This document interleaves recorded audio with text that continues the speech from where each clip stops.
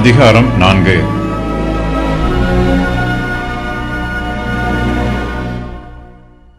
யூதா கோத்திரத்தாரின் வம்ச வரலாறு இந்த அதிகாரத்திலும் விரிவாக சொல்லப்பட்டிருக்கிறது.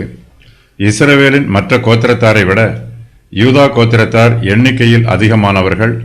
அவர்கள் மிகவும் விசேஷித்தவர்கள். ஊரின் குமாரனாகிய சோபாலின் சந்ததியார். அசூரின் குடும்பமும் யாபேசை பற்றிய விவரமும். அசூரை பற்றி 1 நாளாகமம் 2:24 வசனத்திலும் சொல்லப்பட்டிருக்கிறது.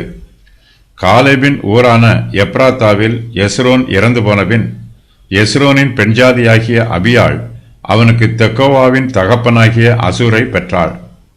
கேலுப் ஆகியோரின் வம்சத்தார். சேலாகின் புத்திரர். சிமியோனின் குடிகள்.